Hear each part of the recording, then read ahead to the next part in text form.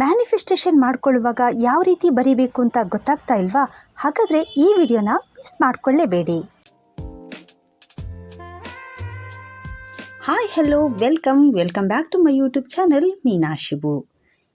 ಇವತ್ತೇನು ನಾನು ನಿನ್ನೆ ಥರ 3:30ಗೆಲ್ಲ ಎದ್ದೇಳೋಕ್ಕಾಗಲಿಲ್ಲ. 4 ಗಂಟೆ ಅಷ್ಟೊತ್ತಿಗೆ ಎದ್ದಿದ್ದು. ಸೊ ಯಾಕೆ ಅಂತಂದರೆ ನಿನ್ನೆ ಅಷ್ಟು ಕೆಲಸ ಇವತ್ತೇನು ಇರಲ್ಲ ಅಂತ ಅಂದ್ಕೊಂಡ್ಬಿಟ್ಟು ನಾನೇ ಸ್ವಲ್ಪ ಲೇಟಾಗಿ ಎದ್ದೆ. ಲೇಟಾಗಿ ಮಲಗುವಂಥದ್ದು ಕೂಡ ಆಯಿತು. ಹಾಗಾಗಿ ಸ್ವಲ್ಪನೇ ಲೇಟಾಗಿಯೇ ಎದ್ದಿದ್ದು ಅಂತ ಹೇಳ್ಬೋದು. ಲೇಟ್ ಅಂತಂದರೆ 4 ಗಂಟೆಗೆ ಎದ್ದಿದ್ದೀನಿ ಅಷ್ಟೇ. ಬಟ್ ನಿನ್ನೆ ದಿನ 3:30ಗೆ ಎದ್ದಿದ್ದೆ. ಯಾಕೆಂದರೆ ನಿನ್ನೆ ದಿನ ಏನಾಗಿತ್ತು ಅಂತಂದರೆ ಎಲ್ಲ ಹೊಸದಾಗಿ ಕ್ರಿಯೇಟ್ ಇತ್ತಲ್ವಾ. ಅಂದರೆ ಗಣೇಶನನ್ನು ಪ್ರತಿಷ್ಠಾಪನೆ ಮಾಡಲಿಕ್ಕೋಸ್ಕರ ನನಗೆಲ್ಲ ರೆಡಿ ಮಾಡ್ಕೋಬೇಕಿತ್ತು. ಸೊ ಹಾಗಾಗಿ ಸ್ವಲ್ಪ ಟೈಮ್ ಹಿಡಿಯುತ್ತೆ ಅಂತ ಹೇಳಿಬಿಟ್ಟು ಬೇಗನೆ ಎದ್ದಿದ್ದೆ. ಬಟ್ ಇವಾಗ ಅಂದರೆ ಇವತ್ತಿನ ದಿನ ಎದ್ದಿರುವಂಥದ್ದು 4 ಗಂಟೆಗೆ ಎದ್ದಿರುವಂಥದ್ದು. ಮೊದಲು ನಾನು ಆ್ಯಸ್ ಯೂಶ್ವಲ್ ಮನೆಯೆಲ್ಲ ಕ್ಲೀನ್ ಮಾಡ್ಕೊಂಡಾಯಿತು. ಅದಾದಮೇಲೆ ಇವಾಗ ಸ್ನಾನ ಮುಗಿಸ್ಕೊಂಡು ಬಂದುಬಿಟ್ಟು ಹೊರಗೆ ಮನೆ ಬಾಗಿಲ ಮುಂದೆ ರಂಗೋಲಿಯನ್ನು ಹಾಕುವಂಥದ್ದು ಮತ್ತು ಬಾಗಿಲನ್ನು ತೊಳೆಯುವಂಥದ್ದು. ಹಾಗೆ ನಮ್ಮ ಮನೆ ಎದುರುಗಡೆನೇ ನಮ್ಮ ಮನೆಯಲ್ಲೇ ಅಂದರೆ ಮನೆ ಬಾಗಿಲಲ್ಲೇ ಯಲ್ಲಮ್ಮ ಅಂತ ದೇವರಿದೆ. ಸೊ ಆ ಯಲ್ಲಮ್ಮ ದೇವರಿಗೂ ಕೂಡ ಡೈಲಿ ನಾವೇ ಪೂಜೆ ಮಾಡುವಂಥದ್ದು. ತುಳಸಿ ಕಟ್ಟೆ ಪೂಜೆ ಮಾಡಿಕೊಂಡು ಹಾಗೆಯೇ ಯಲ್ಲಮ್ಮ ದೇವಿನೂ ಕೂಡ ಪೂಜೆ ಮಾಡಿಕೊಂಡೇ ಒಳಗೆ ಹೋಗಿಬಿಟ್ಟೆ. ಯಾಕೆಂದರೆ ಒಳಗಡೆ ಮತ್ತೆ ಲೇಟ್ ಆಗಿಬಿಡತ್ತೆ, ಎಲ್ಲ ಅಲ್ಲಿ ಪೂಜೆ ಎಲ್ಲ ಮುಗಿಸೋಷ್ಟೊತ್ತಿಗೆ ತುಂಬ ಲೇಟ್ ಆಗಿಬಿಡತ್ತೆ. ಸೊ ಅದಕ್ಕೆ ಅದನ್ನೆಲ್ಲವನ್ನು ಇಲ್ಲೇ ಹೊರಗಡೆ ಇರುವಂಥ ದೇವ್ರನ್ನ ಎಲ್ಲ ಪೂಜೆ ಮಾಡಿಕೊಂಡೇ ಒಳಗೆ ಹೋಗಿಬಿಟ್ಟೆ ನಾನಿವಾಗ. ಅಂದರೆ ತುಳಸಿ ಗಿಡ ಆಗಿರ್ಬೋದು, ಯಲ್ಲಮ್ಮ ದೇವಿ ಆಗಿರ್ಬೋದು ಮತ್ತು ಹೊಸ್ತಲಾಗಿರ್ಬೋದು, ಮೂರನ್ನು ಪೂಜೆ ಮಾಡ್ಕೊಂಡ್ಬಿಟ್ಟೇ ಒಳಗೆ ಬಂದಿರುವಂಥದ್ದು. ಒಳಗೆ ಇವಾಗ ಬಂದಾಗ ನಿನ್ನೆ ಏರಿಸಿದಂಥ ಎಲ್ಲ ಹೂವನ್ನು ಕೂಡ ನಾವು ತೆಗಿಬೇಕಾಗತ್ತೆ. ಒಂದು ಬಟ್ಟೆ ತೊಗೊಂಡ್ಬಿಟ್ಟು ಎಲ್ಲವನ್ನು ಕೂಡ ಕ್ಲೀನ್ ಮಾಡ್ಕೋಬೇಕು. ಹಾಗೆ ಕ್ಲೀನ್ ಮಾಡ್ಕೊಂಡಾದಮೇಲೆ ನಾನು ಮತ್ತೆ ಮಣೆ ಮೇಲೆ ರಂಗೋಲಿ ಹಾಕಿ, ಅಂದರೆ ದೀಪ ಇಡ್ತೀವಲ್ವ, ಸೊ ಅಲ್ಲಿ ರಂಗೋಲಿ ಹಾಕಿರುವಂಥದ್ದು. ಹಾಗೆ ಸಮಯ ಕೆಳಗಡೆನೂ ಕೂಡ ರಂಗೋಲಿಯನ್ನು ಹಾಕ್ತಾಯಿದ್ದೀನಿ. ಪ್ಲೇಟಲ್ಲಿ ಇಟ್ಬಿಟ್ಟು ಬೇಗ ಹಾಕ್ತಾಯಿದ್ದೀನಿ, ಅಂದರೆ ಕೈಯಲ್ಲಿ ಹಾಕ್ತಾ ಕೂತ್ಕೊಂಡ್ರೆ ಲೇಟ್ ಆಗುತ್ತೆ ಅಂದ್ಬಿಟ್ಟು ರಂಗೋಲಿ ಪ್ಲೇಟ್ ಇರತ್ತಲ್ವ, ಸೊ ಅವುಗಳನ್ನೇ ಇಟ್ಬಿಟ್ಟು ರಂಗೋಲಿಯನ್ನು ಬೇಗ ಹಾಕ್ಕೊಳ್ತಾ ಇದ್ದೀನಿ, ಅಂದರೆ ಬೇಗ ಆಗತ್ತೆ ಅಂತ ಹೇಳಿಬಿಟ್ಟು. ಪ್ರತಿನಿತ್ಯನೂ ಕೂಡ ಎಲ್ಲ ಹಳೆ ಹೂಗಳನ್ನು, ಅಂದರೆ ನಿನ್ನೆ ಏರಿಸಿರುವಂಥ ಹೂಗಳನ್ನೆಲ್ಲವನ್ನೂ ಕೂಡ ತೆಗಿಬೇಕು. ಹಾಗೆ ದೀಪಗಳನ್ನು ಕೂಡ ಕ್ಲೀನ್ ಮಾಡ್ಕೋಬೇಕು. 2 ಜೊತೆ ಇದ್ದರೆ ತುಂಬಾ ಬೆಟರ್. ಇನ್ ಕೇಸ್ 2 ಜೊತೆ ಇರಲಿಲ್ಲ ನಿಮ್ಮ ಹತ್ರ ಸಮ್ಮೆ ಹೂ ದೀಪ ಅಂತ ಅಂದರೆ ಅವನ್ನೇ ನೀವು ತೊಳೆದು ಯೂಸ್ ಮಾಡಬೇಕು. ಅಂದರೆ ಪ್ರತಿನಿತ್ಯನೂ ಕೂಡ ಬತ್ತಿ ಚೇಂಜ್ ಮಾಡಬೇಕು. ಆದರೆ ಎಲ್ಲನೂ ಕೂಡ ಚೇಂಜ್ ಮಾಡಿಕೊಂಡೇ ಪೂಜೆ ಮಾಡಬೇಕು, ಅಂದರೆ ಅದು ಒಳ್ಳೆಯದು ಅಂತ.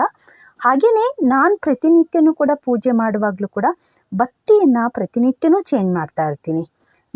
ದೀಪಗಳನ್ನು ಒಣ ಬಟ್ಟೆಯಿಂದ ಒರೆಸಾದರೂ ಸರಿ. ಅಂದರೆ ಇನ್ ಕೇಸ್ ನನಗೆ ಅರ್ಜೆಂಟ್ ಇರುತ್ತೆ, ನಾನು ಸಂಪೂರ್ಣವಾಗಿ ದಿನನಿತ್ಯನೂ ತೊಳೆದೇ ಮಾಡ್ತೀನಿ ಅಂತ ಹೀಗೆಲ್ಲ ಹೇಳೋಕ್ಕೋಗಲ್ಲ. ಯಾವ ಥರ ನನಗೆ ಅಡ್ಜಸ್ಟ್ ಆಗುತ್ತೋ ಆ ಥರ ಮಾಡ್ತೀನಿ. ವಾರದ ದಿನಗಳಿರುತ್ತಲ್ಲ, ಸೊ ಅವತ್ತಂತೂ ನಾವು ಸಂಪೂರ್ಣವಾಗಿ ಎಲ್ಲ ಕ್ಲೀನ್ ಮಾಡಿಕೊಂಡೇ ಮಾಡ್ತೀವಿ. ಬಟ್ ಮಧ್ಯದಲ್ಲಿ ನಮಗೇನಾಗುತ್ತೆ, ವರ್ಕ್ ಪ್ರೆಷರ್ ಇರುತ್ತೆ, ಜಾಸ್ತಿ ಕೆಲಸಗಳಿರುತ್ತೆ. ಹಾಗೆ ನಾವು ಹೊರಗೆ ಕೆಲಸಕ್ಕೆ ಹೋಗಬೇಕಾಗಿರುತ್ತೆ. ಸೊ ಹಾಗಾಗಿ ನಾವು ಸಂಪೂರ್ಣವಾಗಿ ಹೀಗೆ ಮಾಡ್ತೀನಿ ಅಂತ ಅಂದ್ಕೊಳಕ್ಕಾಗಲ್ಲ. ನನಗೆ ಯಾವ ಥರ ಟೈಮ್ ಸೆಟ್ ಆಗುತ್ತೋ ಆ ಥರ ಮಾಡ್ಕೋಬೇಕಾಗತ್ತೆ. ಆದರೆ ಪ್ರತಿನಿತ್ಯನೂ ಕೂಡ ಒಣ ಬಟ್ಟೆಯಿಂದ ಒರೆಸಿ ಆದರೂ ಸರಿ ಬತ್ತಿಯನ್ನು ಚೇಂಜ್ ಮಾಡಿಕೊಂಡು ಪೂಜೆ ಮಾಡಿ. ಹಾಗೆ ವಾರದ ದಿನ ಏನಿರುತ್ತೆ ಅದು ಸಂಪೂರ್ಣವಾಗಿ ಕ್ಲೀನ್ ಮಾಡಿಕೊಂಡು ಎಲ್ಲರೂ ಮಾಡ್ತೀವಿ. ಸೊ ಹಾಗೆ ನಾನು ಮಾಡುವಂಥದ್ದನ್ನು ನಿಮಗೆ ಹೇಳ್ತಾ ಇದ್ದೀನಿ. ಬತ್ತಿನ ಹೊಸದನ್ನೇ ಯಾಕೆ ಹಾಕಬೇಕು ಅಂತ ಹೇಳ್ತಾರೆ ಅಂತ ಹೇಳಿದರೆ, ನಾವಿವಾಗ ಫ್ರೆಶ್ ಅಪ್ ಆಗಿಬಿಟ್ಟು ಸ್ನಾನ ಮಾಡಿದ ನಂತರ ನಿನ್ನೆ ಬಟ್ಟೆನೇ ಹಾಕ್ಕೊಳ್ತೀವ, ಇಲ್ಲ ತಾನೇ?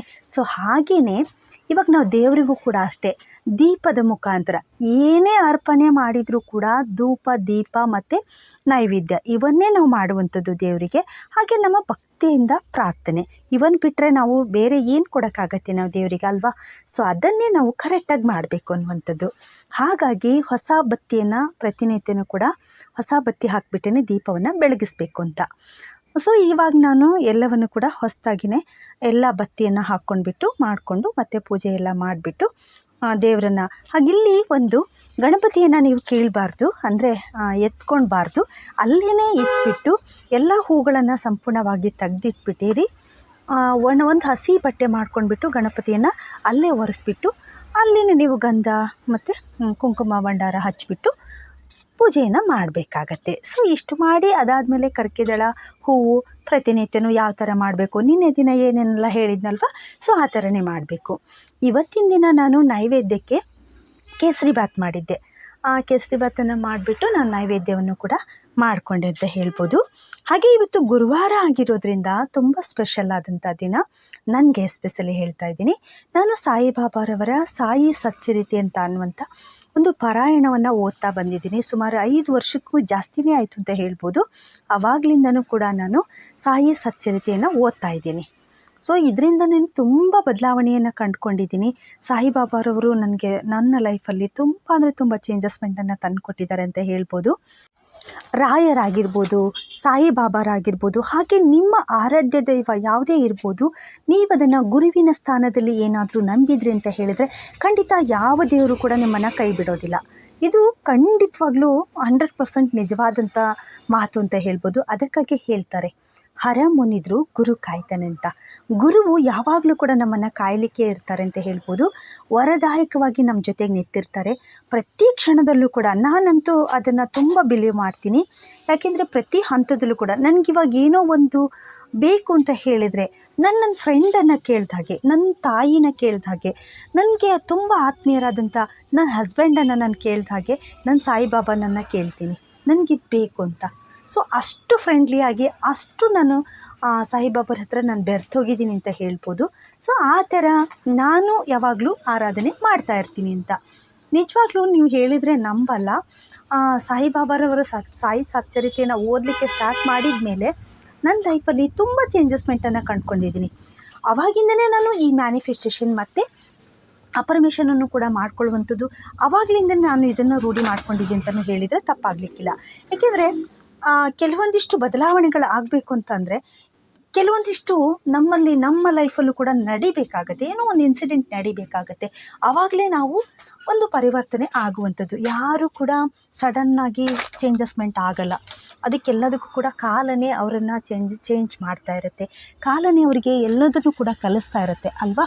ಸೊ ಹಾಗೆಯೇ ಇವಾಗ ನಾವು ಅಫರ್ಮೇಷನ್ ಮತ್ತು ಮ್ಯಾನಿಫೆಸ್ಟೇಷನ್ ಅಂತ ಹೇಳಿದೆ. ಎಲ್ಲರೂ ಕೂಡ ಮ್ಯಾನಿಫೆಸ್ಟೇಷನ್ ಮಾಡ್ಕೊಳ್ತೀವಿ, ಅಫರ್ಮೇಷನ್ ಮಾಡ್ಕೊಳ್ತೀವಿ. ಬಟ್ ನಾನು ತುಂಬ ದಿನದಿಂದ ಮಾಡ್ತಾಯಿದ್ದೀನಿ, ಬಟ್ ನನಗೆ ಆಗಿಲ್ಲ ಅಂತ ಅನ್ನುವಂಥದ್ದು ತುಂಬ ಜನ ಹೇಳ್ತಾ ಇರ್ತಾರೆ. ಕೆಲವೊಂದಿಷ್ಟು ಜನರು ಕಮೆಂಟ್ ಕೂಡ ಮಾಡಿದ್ರಿ, ನಾನು 2 ತಿಂಗಳಾಯಿತು ಬರೆದ್ಬಿಟ್ಟು, 3 ತಿಂಗಳಾಯಿತು ಬರೆದು, ಬಟ್ ಆಗಿಲ್ಲ ಅಂತ ಹೇಳಿ ಕಮೆಂಟ್ ಮಾಡಿದ್ದೀರ. ಅವ್ರಿಗೆ ನಾನು ಏನು ಆನ್ಸರ್ ಮಾಡಬೇಕು ಅಂತ ನನಗೆ ಗೊತ್ತಾಗಿಲ್ಲ. ಸೊ ಹಾಗಾಗಿ ನಾನು ರಿಪ್ಲೈ ಕೂಡ ಮಾಡಿಲ್ಲ. ಸೊ ಇವಾಗ ನಾನು ಅದಕ್ಕೊಂದು ಕ್ಲಾರಿಟಿ ಕೊಡ್ತೀನಿ. ಯಾವ ಥರ ಬರೀಬೇಕು ಅನ್ನುವಂಥದ್ದನ್ನು ಕೂಡ ನಿಮ್ಮ ಹತ್ರ ನಾನು ಹೇಳ್ತಾ ಹೋಗ್ತೀನಿ. ಇವಾಗ ನೀವು ಯಾವುದೋ ಒಂದು ವಿಷಯನ ಇಟ್ಕೊಳ್ತಾ ಇದ್ದೀರಾ, ಅದನ್ನು ನೀವು ಮ್ಯಾನಿಫೆಸ್ಟ್ ಮಾಡ್ಕೋಬೇಕು ಅಂತ ಅಂದ್ಕೊಂಡಿದ್ದೀರಾ. ಸೊ ಯಾವ ಥರ ಬರೀಬೇಕು ಅಂತ ಹೇಳಿದರೆ, ಕಾಮನ್ ಆಗಿ ಯಾವುದನ್ನು ನೀವು ಯಾವ ಟೆಕ್ನಿಕನ್ನು ಯೂಸ್ ಮಾಡ್ತಾ ಇಲ್ಲ. ನಾರ್ಮಲಾಗಿ ನೀವು ಸುಮ್ಮನೆ ಮ್ಯಾನಿಫೆಸ್ಟೇಷನ್ ಮತ್ತು ಅಫರ್ಮೇಷನ್ ಮಾಡ್ಕೊಳ್ತೀನಿ ಅಂದ್ರೂ ತೊಂದರೆ ಇಲ್ಲ. ಸೊ ಆ ಥರನೂ ನೀವು ಮಾಡ್ಬೋದು. ಅಂದರೆ ನೀವು 1 ಟೈಮ್ ಬರೆದ್ಬಿಟ್ಟು ಅದನ್ನು ನೀವು ಪ್ರತಿನಿತ್ಯನೂ ಕೂಡ ಅಫರ್ಮೇಷನ್ ಮಾಡ್ಕೊಳ್ತಾ ಹೋಗುವಂಥದ್ದು. ಸೊ ಇದನ್ನು ಬೇಕಾದರೂ ಮಾಡ್ಬೋದು. ಪರ್ಟಿಕ್ಯುಲರಾಗಿ ನೀವು 555 ಮ್ಯಾನಿಫೆಸ್ಟೇಷನ್, 369 ಅಥವಾ ವಾಟರ್ ಮ್ಯಾನಿಫೆಸ್ಟೇಷನ್, ಈ ಥರ ಸಾಕಷ್ಟು ಮ್ಯಾನಿಫೆಸ್ಟೇಷನ್ಗಳಲ್ಲೇ ಬೇರೆ ಬೇರೆ ಟೈಪ್ ಇದ್ದಾವೆ. ಸೊ ಅವನ್ನ ಬೇಕಾದರೂ ನೀವು ಫಾಲೋ ಮಾಡ್ಬೋದು. ನಿಮ್ಗೆ ಯಾವ್ದು ಗೊತ್ತಿರುತ್ತೋ ಅದನ್ನು ಮಾಡಿ. ಇನ್ ಕೇಸ್ ನನಗೆ ಅದು ಯಾವುದು ಗೊತ್ತಿಲ್ಲ, ನಾನು ನಾರ್ಮಲಾಗಿ ಮಾಡ್ತೀನಿ ಅಂತ ಹೇಳಿದರೆ, ಕಾಮನ್ ಆಗಿ ಯಾವ ಥರ ಮಾಡಬೇಕು ಅನ್ನೋದನ್ನು ನಾನು ನಿಮ್ಗೆ ಹೇಳ್ತೀನಿ. ಫಸ್ಟು ನೀವೊಂದು ವೈಟ್ ಪೇಪರನ್ನು ತೊಗೊಳ್ಬೇಕು. ಅದು ಯಾವುದೇ ಥರದ ಲೈನ್ಸ್ ಇರಬಾರ್ದು. ಸೊ ಆ ಥರದ ಪೇಪರ್ ತೊಗೊಳ್ಬೇಕು. ಪೇಪರನ್ನು ತೊಗೊಂಡ್ಬಿಟ್ಟು ನೀವು ಆದಷ್ಟು ಗ್ರೀನ್ ಪೆನ್ನನ್ನು ಯೂಸ್ ಮಾಡಿದರೆ ತುಂಬಾ ಬೆಟರ್. ಯಾಕೆಂದರೆ ಗ್ರೀನ್ ಅನ್ನುವಂಥದ್ದು ಏನಿದೆಯಲ್ಲ, ಇದೊಂದು ಅಟ್ರಾಕ್ಟಿವ್ ಆದಂಥ ಒಂದು ಕಲರ್ ಆಗಿರುತ್ತೆ. ಸೊ ಹಾಗಾಗಿ ಗ್ರೀನ್ ಪೆನ್ನನ್ನು ತೊಗೊಳ್ಳಿ. ಗ್ರೀನ್ ಪೆನ್ನನ್ನು ತೊಗೊಂಡ್ಬಿಟ್ಟು, ಇಲ್ಲ ಅಂತಂದರೆ ಬ್ಲೂ ಪೆನ್ನಾದರೂ ತೊಗೊಳ್ಳಿ. ಬ್ಲ್ಯಾಕ್ ತೊಗೊಳ್ಬೇಡಿ, ರೆಡ್ ತೊಗೊಳ್ಬೇಡಿ, ಓಕೆನಾ? ಬ್ಲೂ ಅಥವಾ ಗ್ರೀನು ಇವೆರಡರಲ್ಲಿ ಒಂದನ್ನು ತೊಗೊಳ್ಳಿ. ನಾನು ಯಾವ ಥರ ಮಾಡ್ತೀನೋ ಅದನ್ನು ನಾನು ನಿಮಗೆ ಹೇಳ್ತಾ ಇದ್ದೀನಿ. ಗ್ರೀನ್ ಪೆನ್ನು ತೊಗೊಂಡ್ಬಿಟ್ಟು ನೀವು ಬರೀಬೇಕು. ನಿಮ್ದು ಯಾವುದೋ ಒಂದು ವಿಷ್ ಇರುತ್ತೆ, ಅದನ್ನು ನೀವು ಸಂಪೂರ್ಣವಾಗಿ ಆಗಿರೋ ರೀತಿಯಲ್ಲಿ ನೀವು ಬರೀತಾ ಹೋಗಬೇಕು. ಯಾವ ಥರ ಅಂತ ಹೇಳಿದರೆ, ಫಾರ್ ಎಕ್ಸಾಂಪಲ್ ಆಗಿ ನಿಮಗೊಂದು ಜಾಬ್ ಬೇಕಾಗಿದೆ. ಪರ್ಟಿಕ್ಯುಲರಾಗಿ ಯಾವುದೋ ಒಂದು ಜಾಬನ್ನು ನೀವು ಹೇಳ್ತಾ ಇದ್ದೀರಾ ಅಂತಂದ್ರೂ ಅದನ್ನೇ ಮೆನ್ಷನ್ ಮಾಡಿ ಬರೀಬೋದು. ಅಂದರೆ ನನಗೆ ಈ ಜಾಬ್ ಸಿಕ್ಕಿದೆ, ನಾನು ತುಂಬ ಖುಷಿಯಾಗಿದ್ದೀನಿ, ನನ್ನ ಲೈಫ್ ತುಂಬಾ ಚೆನ್ನಾಗಿದೆ, ಇಷ್ಟೇ ಬರೀಬೇಕು. ತುಂಬ ಅಂದರೆ ಒಂದೊಂದು ಪ್ಯಾರಾಗ್ರಾಫ್ ಥರ ಬರೆಯೋದಲ್ಲ, ಒಂದು 2 ಅಥವಾ 3 ಸೆಂಟೆನ್ಸಲ್ಲಿ ಮುಗಿಬೇಕು. ಆ ಥರ ಬರೀಬೇಕು. ನನಗೆ ಜಾಬ್ ಸಿಕ್ಕಿದೆ, ನಾನು ತುಂಬ ಚೆನ್ನಾಗಿದ್ದೀನಿ, ನನ್ನ ಫ್ಯಾಮಿಲಿ ಜೊತೆಗೆ ನಾನು ತುಂಬ ಖುಷಿಯಾಗಿದ್ದೀನಿ, ಧನ್ಯವಾದಗಳು ಯೂನಿವರ್ಸ್, ಧನ್ಯವಾದಗಳು ದೇವರೇ, ಈ ಥರ ಬರೀಬೇಕು. ಈ ಥರ ನೀವು ಯಾವ್ದು ಬೇಕಾದರೂ ಬರೀಬೋದು. ಫಾರ್ ಎಕ್ಸಾಂಪಲ್ ಆಗಿ ಇವಾಗ ನೀವು ಸೈಟ್ ತೊಗೊಳ್ಬೇಕು ಅಂತ ಅಂದ್ಕೊಂಡಿದ್ರಿ ಅಂದರೆ, ನಾನು ಇವಾಗ ಒಂದು ಸೈಟನ್ನು ಖರೀದಿ ಮಾಡಿದ್ದೇನೆ. ತುಂಬ ಖುಷಿಯಾಗಿದ್ದೇನೆ. ಧನ್ಯವಾದಗಳು ಯೂನಿವರ್ಸ್, ಧನ್ಯವಾದಗಳು ದೇವರೇ ಅಂತ. ನಿಮ್ಮ ಹೆಲ್ತ್ ಬಗ್ಗೆ, ನಿಮ್ಗೆ ಹೆಲ್ತಿಗೆ ಯಾವುದೋ ಒಂದು ನಿಮ್ಮ ಪರ್ಟಿಕ್ಯುಲರಾಗಿ ನಿಮಗೇನೋ ಒಂದು ಕಾಯಿಲೆ ಇರುತ್ತೆ ಅಂತ ಅಂದ್ಕೊಳ್ಳಿ. ಅದರಿಂದ ನಾನು ಗುಣಮುಖನಾಗಿದ್ದೇನೆ ಅಂತ ಬರೀರಿ. ಅಥವಾ ನಿಮಗೆ ಹೆಲ್ತು ಫಾರ್ ಎಕ್ಸಾಂಪಲ್ ಆಗಿ ನಾನು ಹೇಳೋದಾದರೆ, ನನಗೆ ಯಾವುದೋ ಒಂದು ಸಮಸ್ಯೆ ಇದೆ. ಇವಾಗ ನನಗೊಂದು ತಲೆನೋವು, ಯಾವಾಗಲೂ ತಲೆನೋಯ್ತಾನೇ ಇರುತ್ತೆ ನನಗೆ ಅನ್ನುವಂಥದ್ದಿತ್ತು ಅಂತ ಅಂದರೆ ಅದನ್ನು ನೀವು ಬರೀಬೋದು. ನನ್ನ ತಲೆನೋವು ಸಂಪೂರ್ಣವಾಗಿ ಮಾಯವಾಗಿದೆ, ನಾನು ತುಂಬ ಸಂತೋಷವಾಗಿದ್ದೀನಿ, ತುಂಬ ಆರೋಗ್ಯವಾಗಿದ್ದೇನೆ, thank you universe, thank you ಅಂತ, ಥ್ಯಾಂಕ್ ಯು ದೇವರೇ ಅಂತ ಬರೀಬೇಕಾಗತ್ತೆ. ನೀವು ಏನೇ ಬರೀರಿ ಅದು ಕಂಪ್ಲೀಟಾಗಿ ಆಗಿರೋ ರೀತಿಯಲ್ಲಿ ಬರೀರಿ. ಅಂದರೆ ನೀವು ಮೆಸೇಜನ್ನು ಕಳಿಸ್ಬೇಕು ಯೂನಿವರ್ಸಿಗೆ. ನೀವು ಮೆಸೇಜನ್ನು ಪಾಸ್ ಮಾಡ್ತಾ ಇದ್ದೀರಾ, ನಾನು ತುಂಬ ಖುಷಿಯಾಗಿದ್ದೀನಿ, ನನಗೇನೂ ಸಮಸ್ಯೆ ಇಲ್ಲ ಅನ್ನುವಂಥದ್ದನ್ನು ಯೂನಿವರ್ಸ್ಗೆ ನೀವು ನಿಮ್ಮ ಥಾಟ್ಸನ್ನು ಪಾಸ್ ಮಾಡ್ತಾ ಇದ್ದೀರಾ. ಆ ಥರ ಪಾಸ್ ಮಾಡಿದಾಗ ಯೂನಿವರ್ಸ್ಗೆ ಕನೆಕ್ಟ್ ಆಗುತ್ತೆ. ಅದು ನಿಮ್ಮ ಮೈಂಡಲ್ಲಿ ಪದೇ ಪದೇ ಪದೇ ಯಾವುದೋ ಒಂದು ವಿಷಯವನ್ನು, ನೀವು ಯಾವುದೋ ಒಂದೇ ಒಂದು ವಿಷಯವನ್ನು ತೊಗೊಂಡ್ಬಿಟ್ಟು ಪದೇ ಪದೇ ಪದೇ ಪದೇ ಪದೇ ಅಂದ್ಕೊಳ್ತಾ ಇದ್ರಿ ಅಂತಂದರೆ ಅದೇ ನಮ್ಮ ಮೈಂಡಲ್ಲಿ ಫಿಕ್ಸ್ ಆಗುತ್ತೆ. ಅಂದರೆ ಯೂನಿವರ್ಸಿಗೆ ಕನೆಕ್ಟ್ ಆಗುತ್ತೆ. ಅದೇ ವಿಷಯ ಸಂಪೂರ್ಣವಾಗಿ ಎಲ್ಲ ಕಡೆಯೂ ನಮ್ಮ ಸುತ್ತಮುತ್ತಲೂ ಕೂಡ ಸ್ಪ್ರೆಡ್ ಆಗ್ತಾ ಹೋಗುತ್ತೆ. ನೆಗೆಟಿವ್ ಇರ್ಬೋದು, ಪಾಸಿಟಿವ್ ಇರ್ಬೋದು. ಸೊ ಹಾಗಾಗಿ ನಾವು ಯಾವಾಗಲೂ ಪಾಸಿಟಿವ್ ಆಗಿ ಥಿಂಕ್ ಮಾಡುವಂಥದ್ದು, ಪಾಸಿಟಿವ್ ಆಗಿರುವಂಥ ವಿಷಯಗಳನ್ನೇ ನಮ್ಮ ಕಿವಿಗೆ ಹಾಕ್ಕೊಳ್ಳುವಂಥದ್ದು, ಯಾವುದೇ ಒಂದು ನೆಗೆಟಿವಿಟಿಯಲ್ಲೂ ಕೂಡ ಪಾಸಿಟಿವಿಟಿಯನ್ನು ಹುಡುಕುವಂಥದ್ದು.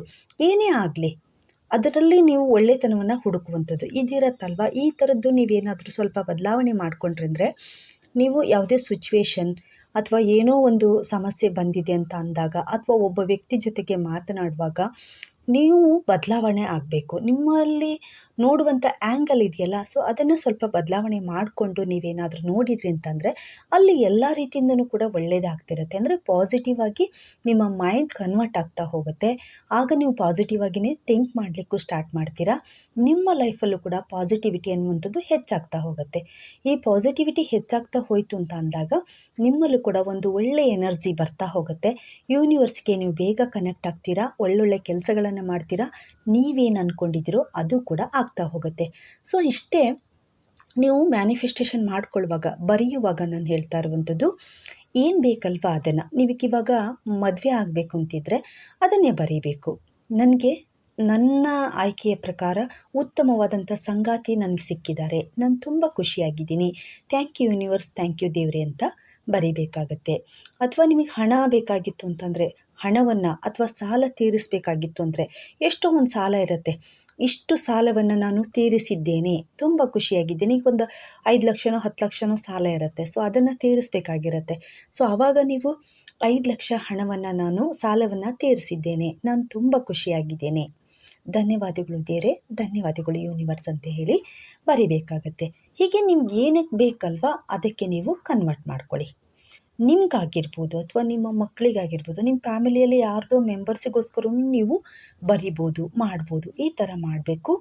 ಅದ್ರ ಜೊತೆಗೆ ಪ್ರತಿನಿತ್ಯನೂ ಕೂಡ ಮ್ಯಾನಿಫೆಸ್ಟೇಷನ್ ಜೊತೆಗೆ ನೀವು ಅಫರ್ಮೇಷನ್ ಮಾಡ್ಕೊಳ್ಬೇಕು. ಅಫರ್ಮೇಷನ್ ಮಾಡ್ಕೊಳ್ಳುವಾಗ, ನಾನೀಗ ಒಂದು ಮನೆ ಕಟ್ಟಿಸ್ಬೇಕು ಅಂತ ಅಂದ್ಕೊಂಡಾಗ ಅದಕ್ಕೆ ಏನೇನು ಪ್ರೊಸೆಸ್ ಇರುತ್ತಲ್ವ, ಪಾಯ ಹಾಕೋದಿರುತ್ತೆ, ಅಲ್ಲೆಲ್ಲ ಕೆಲಸದವ್ರು ಬರ್ತಿರ್ತಾರೆ, ಕೆಲಸ ಮಾಡ್ತಾ ಇರ್ತಾರೆ, ನಾನೆಲ್ಲ ಐಟಮ್ಸನ್ನು ತಂದು ಹಾಕುವಂಥದ್ದು, ಬಿಲ್ಡಿಂಗ್ ಹಾಗೆ ಸ್ಟೆಪ್ ಬೈ ಏರ್ತಾನೆ ಇರುವಂಥದ್ದು, ಒಂದೊಂದೇ ಕೆಲಸ ಮುಗಿತಾ ಇರೋದನ್ನು ಎಲ್ಲದನ್ನು ಕೂಡ ಇಮ್ಯಾಜಿನೇಷನ್ ಮಾಡ್ಕೊಂಡ್ಬಿಟ್ಟು ಕೊನೆಯದಾಗಿ ನೀವು ಗ್ರ್ಯಾಂಡಾಗಿ ಫಂಕ್ಷನ್ ಮಾಡಿಬಿಟ್ಟು ಮನೆ ಓಪ್ನಿಂಗು ಕೂಡ ಮಾಡ್ತಾಯಿದ್ದೀರಾ. ಸೊ ಇಷ್ಟೆಲ್ಲ ಮಾಡಿಕೊಂಡು ಆ ಮನೆಯಲ್ಲಿ ಸುಖವಾಗಿ ನೆಮ್ಮದಿಯಾಗಿ ಜೀವನವನ್ನು ನಡೆಸ್ತಾ ಇದ್ದೀರಾ. ಇಷ್ಟೆಲ್ಲ ನೀವು ಇಮ್ಯಾಜಿನೇಷನ್ ಮಾಡ್ಕೋಬೇಕು. ಮದುವೆ ಇದ್ದರೆ ಮದುವೆ, ಮತ್ತು ಹೆಲ್ತ್ ಬಗ್ಗೆ ಇದ್ದರೂ ಕೂಡ ಅಷ್ಟೇ. ಹೆಲ್ತ್ ನೀವು ಆರಾಮಾಗಿದ್ದಾಗ ಯಾವ ಥರ ಇರ್ತೀರಾ, ಎಷ್ಟು ಹ್ಯಾಪಿಯಾಗಿರ್ತೀರಾ, ನೀವು ಎಷ್ಟು ಆ್ಯಕ್ಟಿವ್ ಆಗಿ ಎಲ್ಲ ಕೆಲಸದಲ್ಲೂ ಕೂಡ ಇನ್ವಾಲ್ವ್ಮೆಂಟ್ ಆಗ್ತೀರಾ, ಇದೆಲ್ಲದನ್ನು ಕೂಡ ಇಮ್ಯಾಜಿನೇಷನ್ ಮಾಡ್ಕೊಳ್ಳಿ. ಇಮ್ಯಾಜಿನೇಷನ್ ಡೈಲಿ ನೀವು ಮಾಡ್ತಾ ಇದ್ರಿ ಅಂತ ಹೇಳಿದರೆ ನಿಮ್ಮ ಮೈಂಡ್ ಅದನ್ನು ನಂಬಲಿಕ್ಕೆ ಸ್ಟಾರ್ಟ್ ಆಗುತ್ತೆ. ನಿಮಗೇನೇ ಪ್ರಾಬ್ಲಮ್ಸ್ ಬಂದರೂ ಕೂಡ ಅದನ್ನು ಫೇಸ್ ಮಾಡ್ತೀರಾ. ಆ ಥರನೇ, ಅಂದರೆ ನಾನು ಏನು ಅಂದ್ಕೊಂಡಿದ್ದೀನೋ ಅದಾಗಬೇಕು ಅಂತ ನಿಮ್ಮ ಮನಸ್ಸು ಬಯಸ್ತಾ ಹೋಗುತ್ತೆ.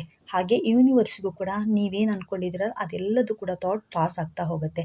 ಸೊ ಆವಾಗ ನಿಮ್ಮ ಕೆಲಸನೂ ಕೂಡ ಈಸಿಯಾಗಿ ಆಗ್ತಾ ಹೋಗುತ್ತೆ. ಸೊ ಇದನ್ನು ಯಾವುದೇ ಕಾರಣಕ್ಕೂ ಮಿಸ್ ಮಾಡ್ಕೊಳ್ಬೇಡಿ.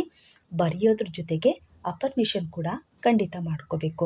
ಎಷ್ಟು ದಿನ ಮಾಡ್ಕೋಬೇಕು ಏನು ಅಂತ ಕೇಳುವಂಥದ್ದಲ್ಲ, ಕಂಟಿನ್ಯೂ ಆಗಿ ನೀವು ಮಾಡ್ತಾನೇ ಇರಬೇಕು. ಇದು ನಾನು ಫಾಲೋ ಮಾಡ್ತಾ ಇರುವಂಥದ್ದು.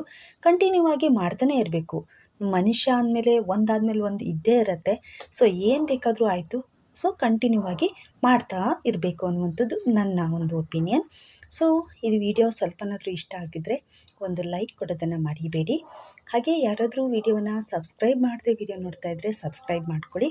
ಇನ್ನಷ್ಟು ಮಾಹಿತಿಯೊಂದಿಗೆ ಮತ್ತೆ ಸಿಗ್ತೀನಿ. ಅಲ್ಲಿವರೆಗೂ ಧನ್ಯವಾದಗಳು.